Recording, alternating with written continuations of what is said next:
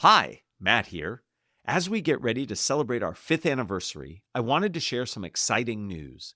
We've revamped our fastersmarter.io podcast website. You now have easier access to all of our episodes and resources, including show notes, transcripts, deep dives into specific topics, and English language learning content. We're also excited about our upcoming guests, including former White House Press Secretary Jen Psaki on how to answer questions and engage your audience, and award-winning actor Alan Alda on being vivid and clear in your communication. Be sure to check out fastersmarter.io and tune in to our upcoming episodes. Please follow, rate, and recommend Think Fast, Talk Smart. As always, thank you for listening. When the stakes are high and your communication counts the most, get present, know your audience, and avoid allowing perfection to get in the way of progress. I'm Matt Abrahams, and I teach strategic communication at Stanford Graduate School of Business. Welcome to Think Fast, Talk Smart, the podcast. Today, I am very excited and honored to speak with Jen Psaki. Jen is an American television political analyst and former government official. She worked in both the Obama and Biden administration and served as President Biden's press secretary.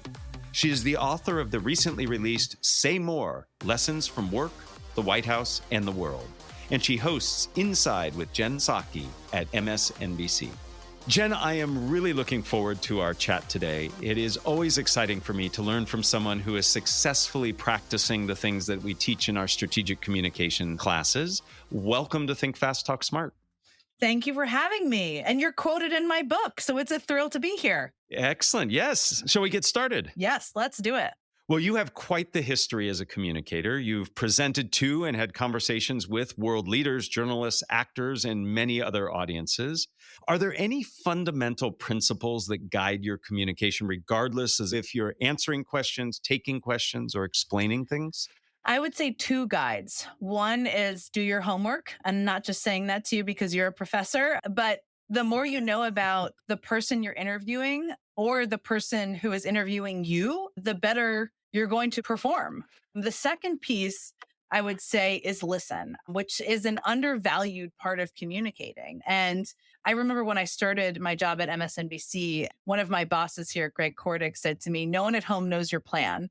And what he means by that is if you're interviewing someone and they say something incredibly interesting, don't just go to question 6, follow up on that. And that is true whether you are interviewing somebody or whether you are communicating proactively yourself.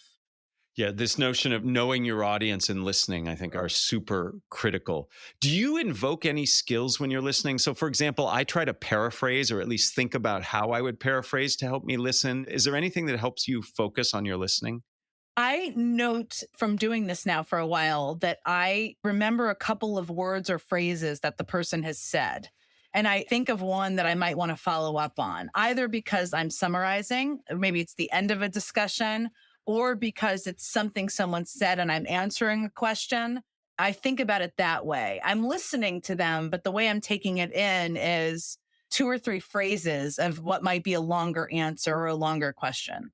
Excellent. So you're giving yourself something to focus on, and that's what helps listen more deeply. And the same thing, I think, with paraphrasing. When you listen to paraphrase, when you listen for certain words, it really helps. So in your book, you write, and I quote, the 3 principles of strategic communication are identify the audience, use what you know to figure out how to engage them, and lower barriers to that engagement.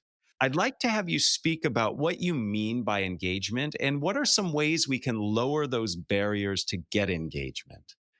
The goal of communicating is to crack the door open so somebody wants to hear more from you. It is not actually saying the most words or saying them the loudest. The goal of communicating is to move forward your objective, whatever that might be. Maybe it is getting a bill passed. Maybe it's getting a candidate elected. Maybe it is convincing your boss that you should get a raise. And so with that in mind, you need to think about how you're going to get your audience to listen to you more. So it sounds to me that reconnaissance, reflection, and research is needed to be done about your audience so you can understand where those differences are. And then what I really heard you say is you have to tailor your message to the person or people that you're speaking to so you can get them engaged. You don't just create one presentation and go deliver it to the world or have one answer in mind and that's how you always answer. What I'm hearing you say is you really need to tailor. Is that right? That's right. And one of the things that I think there's often a misunderstanding of is that you have to speak like a PhD level expert about every topic you talk about. I talk about in my book, The Mother-in-Law Test. And my mother-in-law is a retired teacher, incredibly well read, very smart, pays attention to the news. She doesn't know the vernacular of Washington. So when people start talking like that, she kind of tunes it out. Now, if she started talking in the language that tenured teachers talk in, I would have no clue what she's talking about. If she was trying to explain to me something she has experienced as a substitute or in her years of teaching. Sometimes there's this view that in order to get people to listen, you need to speak in fancier words and in more complicated language. And actually, there's research on this, I believe, but actually, it's quite the opposite in my experience. It is speaking about things in a way that's accessible. So people think maybe this relates to me and maybe I should tune in more. Absolutely. We had Dan Pink on as a guest, and he likes to say, we should all speak like a human. Right. And we all suffer from that curse of knowledge and that curse of passion. And having some way to remind ourselves to speak the right language, literally the words. You refer to it as the mother-in-law test. I refer to it as the grandmother test. My kids like to talk technology with my mother, and it just totally goes over her head. And yet they can, when reminded, translate in a way that she understands. So that making engaging and tailoring your messages down to the linguistics of it matter a lot. We spend a lot of time talking about how people can feel more comfortable and confident speaking in front of others.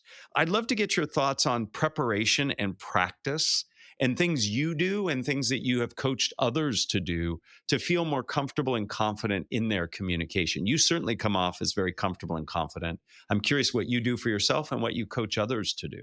I would first say research. And by that, I mean reading broadly.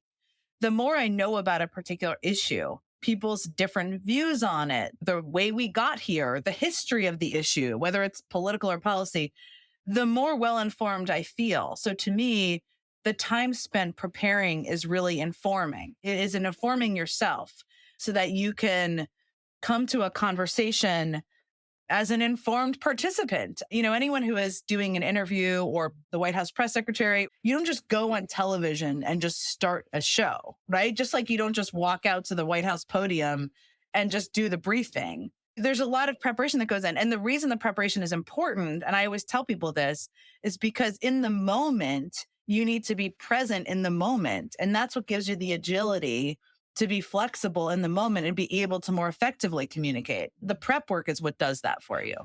I often liken it to an athlete who does lots of drills. And then, so in the moment, you can do whatever is needed. So for you, the confidence comes from preparation. And you certainly got lots of reps and practice as well.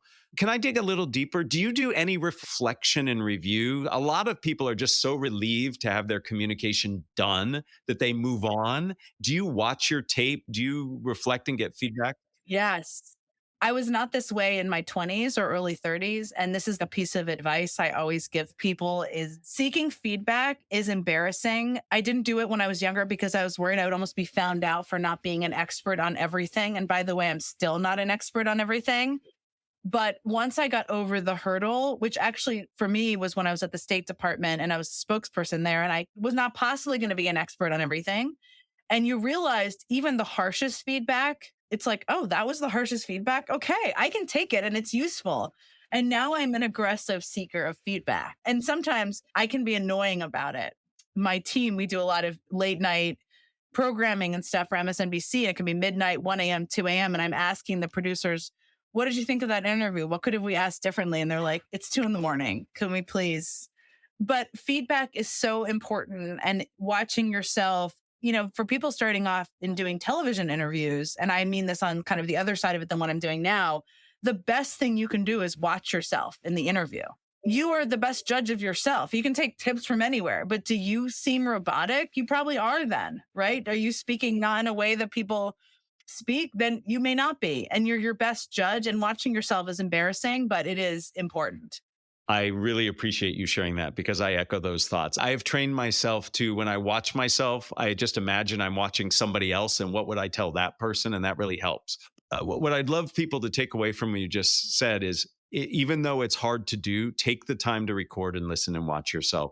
And then the other thing you said that you said very quickly is you actually, in seeking feedback, you're very specific about the feedback you're asking for. It's not just how'd I do, it's what can I do differently next time to make it better. And that's a very different question that I think leads to more concise and clear feedback. That is true. I mean, the other thing I found that I've tried to do is because now I've somehow been a boss for many, many, many years and many different iterations, is it can be seeking feedback from somebody who's your superior is easier in some ways, right? They'll give you feedback and it's useful or not. Seeking feedback from people who work for you, you have to create an environment where it's comfortable. So I often will say, that was not the best interview I did. Or, hey guys, that was not the best briefing I've ever done. Here's what I think I could have done better. What do you guys think? You create a forum so that people are comfortable, which I have found people are more willing to then offer it if you've already, critiqued yourself. That's right. You show you're open and you give them some direction. And actually, it sounds like you anchor them too on what they can say. I'd like to talk about question answering, something you have certainly made a career of doing. What advice do you have to help people better answer questions, especially when they might be hot and spicy questions, not the easy softballs? Two pieces of advice I learned, and they may be specific to my experience. One, sometimes this media training advice is given, and I think it's the worst media training advice ever, which is answer the question you want to answer. I understand the idea there. The problem is your overall objective, as we've been talking about, is to relate and connect with the audience. And if somebody is asking you about what do you think about the future of our democracy, and you talk about roads and bridges and the importance of infrastructure, the audience is like, what just happened? I don't know what just happened. Right. And so I think that's bad advice. What I would say, though, is that you also don't have to accept the premise of every question. And I experienced this as the White House press secretary, and I've experienced it since then, where people will say, well, isn't it just an absolute disaster what's happening in this political race? And it's like, well, let's just start here. I don't agree with you on that front. It's perfectly fine to say that. And here's why. You don't have to say, well, everything's not a disaster. You don't have to accept the premise. The other thing I would say is if it's a particularly spicy line of questioning, you look for a thread to pull in the question that may not make the question valid. That sounds like a little bit of a malicious trick. It's not, right? What it's meant to do is, I talk about this a little bit in the book about people who in the White House briefing room would raise questions from a straw man perspective, right? Everybody's saying this. Well, who is everybody? It matters contextually in virtually any aspect of life, right? Is everybody a person you met on the street? Well, their voice matters. It doesn't matter as much as 10 senators if we're talking about a bill passing. Is everybody your friend? So there are also things you can learn by how people ask questions. So you can say, not in an aggressive way, but let me better understand what you're trying to get at here. First of all, who's everybody? Let's start there, which became a cycle of things that was often used in the White House briefing room and often could be untangled. What I really like about that answer is we don't have to take the question at face value. Many of us can feel like I have to answer that question, when in fact, you can interrogate the question or ask for clarification on the question. But I do agree with your advice that it's not our job to turn the question to be the question we wanted, because that feels disingenuous and distracting. But taking time to really reflect on the question, and in some ways, I think that bolsters your credibility because you're saying, I really want to answer the real question there, but I need some clarification and I want to make sure that the question is a fair and honest one. I appreciate that. I recently had the pleasure of interviewing your friend and former colleague, Susan Rice. And I shared with her that my favorite song from the musical Hamilton is The Room Where It Happens. Like Susan, you have definitely been in many of those rooms. So I'd like to ask you the same question I posed to her, which is, what insights can you provide into how to best negotiate in high stakes situations? Negotiation can be really hard for people, regardless of if it's where do we go to dinner with our partner or how do I get a raise with my boss? How do you negotiate better? I'm going to take this question quite literally because I worked at the State Department and traveled around the world with then Secretary of State John Kerry. And Susan Rice, of course, has had many of these experiences as well. And literal diplomacy does teach you a lot about negotiating. And what I learned from then Secretary Kerry is one, he is an eternal optimist, meaning he always felt there was a possibility of finding common ground. And often he would sit down with leaders who there were significant disagreements on. At the time when I was working for him, we was not quite as bad with Russia as it is today, but there were significant disagreements with Russia. He would say, look, I know we disagree on a great deal. Here's where I think we might have a common view. So let's start there, right? He was also tireless. I mean, he would spend hours, and relationship building was also a big part of it with him. He also was somebody who never let the perfect be the enemy of the progress. And this is the thing that's important to remember in negotiating that's often lost when you have conversations about politics, is compromise is actually how you make progress, whether it is legislation in Washington or it's diplomatic negotiations. It's never perfect, because perfect would mean one side gets 100% of what they want. That's not how negotiation works. So you have to decide where your lines are. But I think what I learned from him are optimism, tirelessness, seeking common ground, even when you have many areas of disagreement.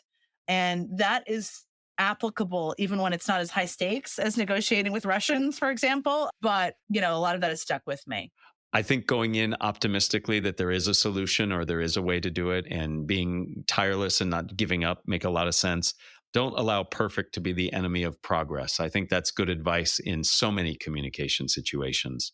Well, Jen, before we end, I like to ask everybody a similar set of questions. The first one I make up just for you, and the other two I've been asking across people for a long time now. Are you up for that? Sure. So, given what you do for a living, I'm curious, what's the question I should have asked you that I didn't ask? And then answer your own question, I guess. What did I miss? Now, when I talk about communications, I think about who my audience is of that. And my audience is the version of me 20 years ago. So maybe what do you wish you would have known 20 years ago?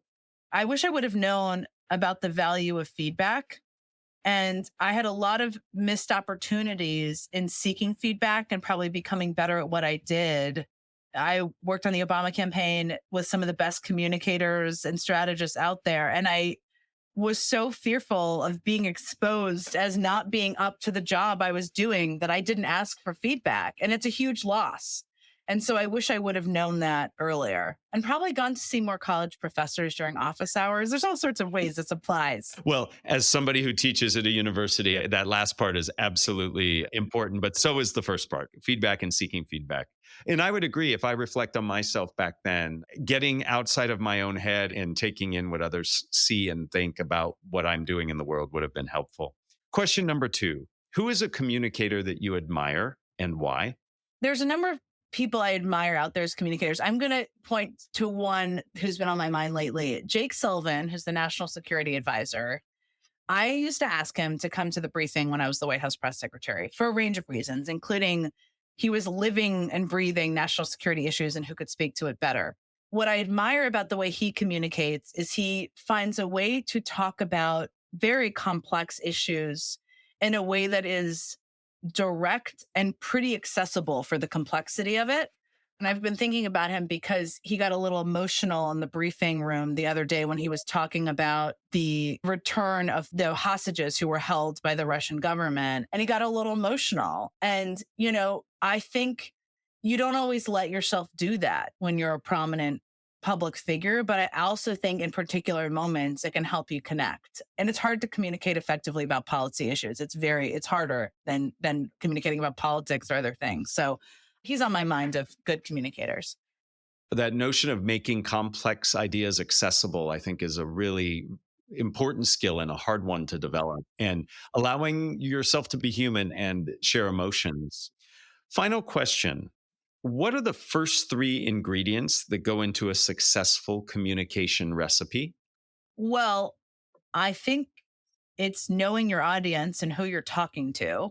It's key. Do they agree with you? Do they not? What's their level of knowledge about what you're about to talk to them about? There's a couple of questions about knowing your audience and really identifying that is pivotal. Research is a part of that. It's knowing your audience, but it's also becoming as much of an expert without being an expert. I have a PhD in nothing, right? But I try to know as much as I can about any issue I'm talking about because it makes you more agile.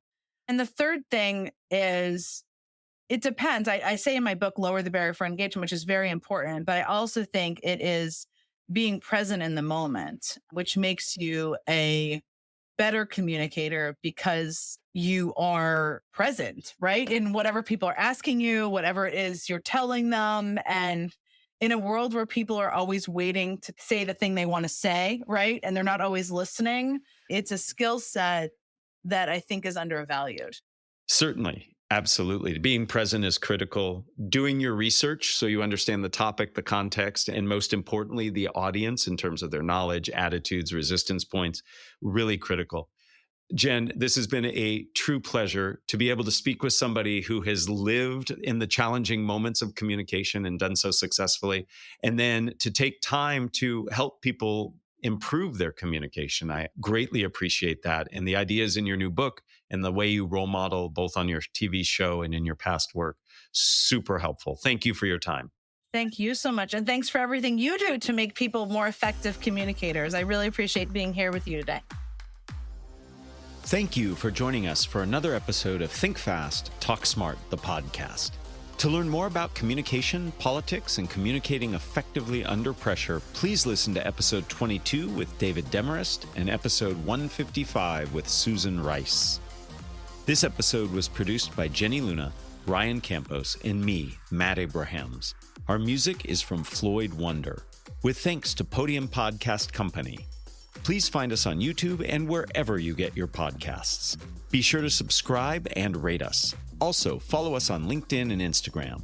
And check out fastersmarter.io for deep dive videos, English language learning content, and our newsletter.